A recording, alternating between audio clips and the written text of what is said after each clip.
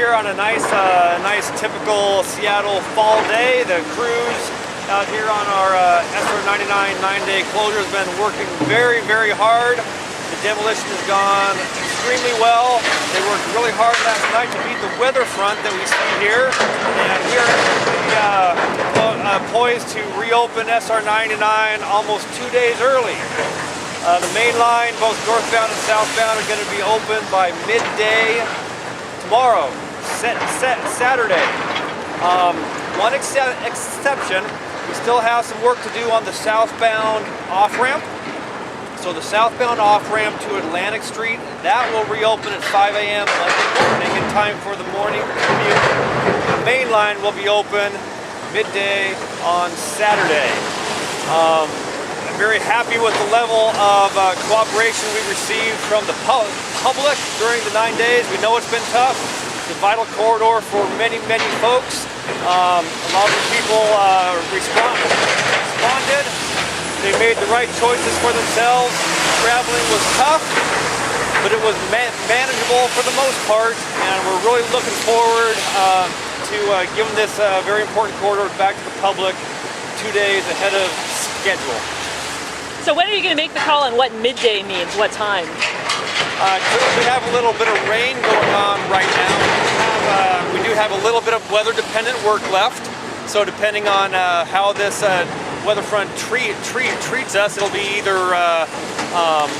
late morning, early afternoon time frame. We'll certainly get some word out as to when the exact hour is. We have a lot of work we have to do tonight still. But we're very confident on a midday opening. Clearly, we still have some demolition going. We will be closing Atlantic Street tonight from 7 p.m. That'll reopen at 5 a.m. Monday morning also, because we still have a large piece of the structure to take down over Atlantic Street and over the railroad track. So after Monday morning opening, the demolition is not done. We'll still have some demolition going on the south part of the job. And then the big piece of the structure up here next to our detour road, all the way up to the orange column, we're going to take that down over the course of the next month. Clearly, it doesn't affect traffic, so we have a little more time to do that. We hit this one really hard because this corridor is very important. And it was critical that we get it open as soon as we possibly could. When you're taking down the extra parts that you're talking about, will that be done overnight during the day? What's the time frame of that? So the parts we still have left to take down up to Railroad Way, that'll be daytime work. No reason to push the limits on doing areas at night. There's a lot of people that live around this area. They need to sleep. Clearly they've been putting up with a little bit of noise. What's the big difference? You know, you got 110,000 cars that use this every day. Your release says, okay, all those vehicles can come back now, but as they come through here, it's going to drop to 25 miles an hour. What do you think is going to happen in terms of backups once the thing is back open, but under the new normal? So we anticipate when we reopen Monday morning, it'll take a little while for drivers to get used to the new traffic pattern. Between Spokane Street and Battery Street Tunnel, it will be reduced to a 40-mile-an-hour speed limit, just 10 miles an hour slower than what it was before the closure. That's for a very good reason. It will be a slower, lower capacity road than the one we started with. We should expect a little more congestion on the main line than what we saw previously during the morning and PM peaks. The good news, however, is by getting the traffic on this detour roadway, we can keep this corridor open for the remainder of viaduct replacement construction, which is scheduled to end at the end of 2015. Clearly we saw just how difficult it is to live without this corridor over the last nine days. So even though the corridor will be a little slower, when we reopen it, it will be open. What went right on this for the last 9 days? What went wrong? Pardon me? What went over the last 9 days? What went right? What went wrong? as with any construction, it's always a challenge to keep things on track. Some of the demolition proved to be a little more problematic than we had thought. Other parts of the demolition proved to be easier than we had thought. On average, the schedule went extremely well. We were showing some weather fronts coming in Wednesday, Thursday. They didn't really hurt us much. The weather kind of held off until today, which is great because we had a lot of paving to do, a lot of striping to do, everything lined up almost perfectly in order to give the contractor the opportunity to open it this early. 2 days early, were there some contractor bonuses involved? There are no contractor bonuses for opening this early, other than knowing they did a great job. Is this weather system, since it's fairly large, going to mess you up at all? Now, this weather system here, most of our weather-dependent work we got done last night. We knew the weather front was coming in. We had a lot of people out here. The striping crews, they pretty much brought every employee they had out here get this work done, so that we could be sure and preserve the opportunity to open this early. One of the questions our readers had, are there going to be any more like inspection closures for the rest of the viaduct? Absolutely. We still have a central waterfront portion of the viaduct that's going to remain until 2015.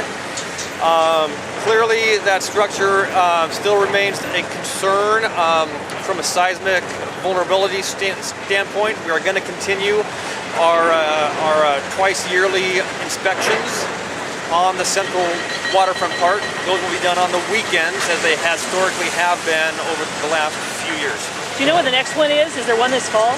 We just inspected it now, so we would do another visual inspection in about 3 months, and then in 6 months we would do another weekend closure inspection. Deliberately overestimate the time, and then you guys can sound like heroes when you open it a day or two early. Is that what happened here? Absolutely not. This is heavy demolition work. We had to deal with noise variances. We had to deal with controlling dust. We had to deal with taking down a double-decker structure inches from the new bridge. Clearly, we had to have enough time to ensure that we did it well, we did it safe, and we didn't damage any of the new infrastructure that we just built. This could easily have taken the entire 9 days. But the contractor really wanted to show what they could do. They pulled out all the stops. Many of the contractors that you see out here, they've stopped work on other jobs throughout the region just so they could have every resource that they could possibly muster here to ensure it got open early.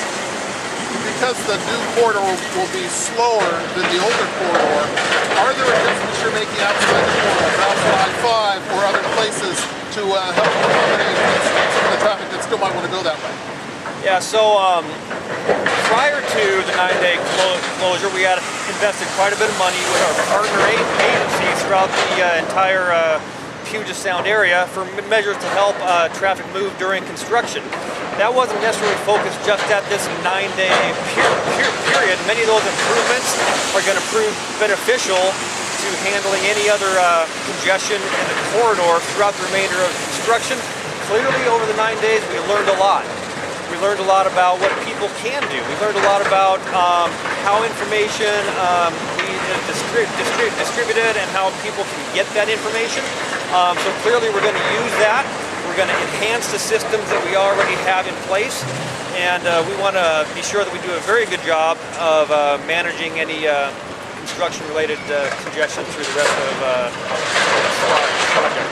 Enhanced systems, what are you thinking of there? For example, we've been having some trouble with the travel time signs, maybe even out of West Seattle. Maybe some accuracy could be improved there. We're looking at how we can do a few more things to make that more accurate. We're looking at how people access the water taxi. We're looking at the revised ridership and travel times for Metro. Clearly, when Metro puts their routes back here, on the corridor, which is, they're going to do that Sunday morning. We're going to look at the travel times, and if it is a little bit slower, for example, Metro via the bus time monitoring systems that we have in place, they're going to be able to judge that and be able to put extra buses if they need to. So you're going to judge this Sunday morning and see if you need more buses come Monday morning? Well, Sunday is not a very good indicator. Clearly. Yeah. So the real test will be, starting Monday. I would anticipate people that have not been using the corridor for the last week, the ones that have really sacrificed, done alternate modes, inconvenienced themselves, traveled earlier, traveled late. They're going to be really excited to get back to the pattern that they're used to. I expect we're going to see a lot of people out here Monday. It's going to be their first opportunity to travel on a new road, kind of experience what that feels like. It's going to take a few weeks, I think, for the traffic patterns to level out. So people should expect variable levels of congestion on SR 99 over the next few days, and on the surface streets surrounding it, as the traffic patterns find a point that it'll... I know why you're going to 25 miles an hour. I get that. But won't that be, in terms of a traffic planning mode, won't that be like hitting a wall? For the amount of...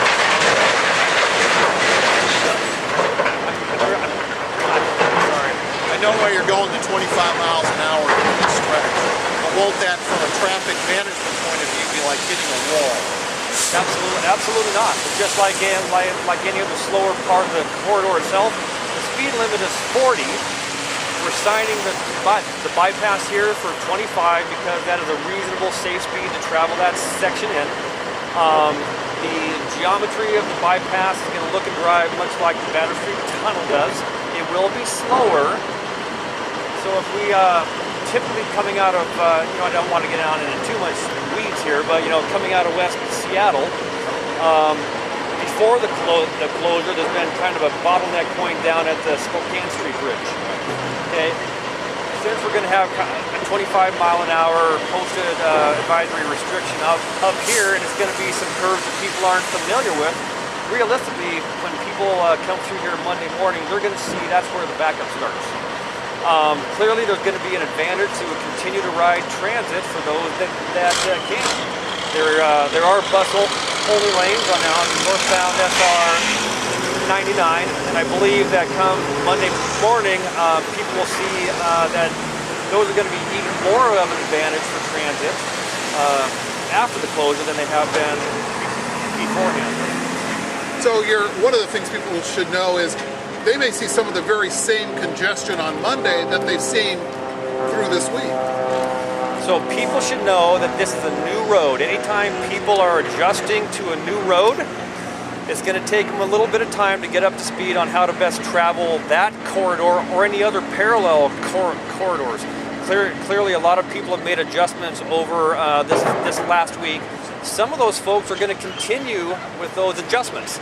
They're going to say, hey, transit worked great, I'm going to continue to do that. Hey, water taxi worked great, I'm going to continue to do that. We anticipate there's going to be a lot of people the first week that want to drive this new road. I would say that that first week is not going to be indicative of how the corridor will perform over the next 4 years. If you look back over the last week, though, in terms of the commute pattern, I mean, we had some folks left at the dock because of the water taxi. It was a struggle. It seemed to go better than what is you sort of handicap how that week went in terms of the commute. What went right and what went wrong? So overall, I think that the patterns on the commute went exactly as we had expected. We anticipated that folks would be able to adjust extremely well at the beginning of the week, which they did. We didn't have a lot of congestion or a lot of problems the first couple of days. But experience has shown with situations similar to this that people can only adjust for so long. So Wednesday got a little bit worse. Thursday got a little bit worse. Some of the water taxis, especially coming into town those first couple of days, were overcrowded, and they were leaving some people at the dock. Coming in on the morning Wednesday, Thursday, they weren't. Not as many people were riding the facility. Not as many people were taking transit. More people were driving, which resulted in much more severe congestion on the surface streets Wednesday and Thursday. We anticipated that. We got the word out, told people to expect it, and prepare for the longer drive times if they chose to drive. I actually think all of our partner agencies did an extremely good job.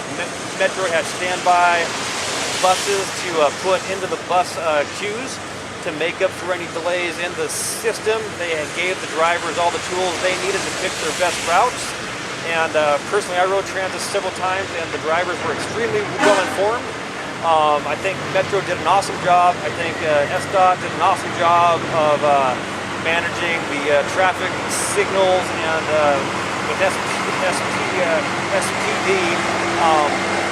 I just couldn't be happier with the way all the agencies basically pulled together shared resources, because at the end of the day, we're all pulling towards the same goal, keeping this city moving during the 9 days without this corridor.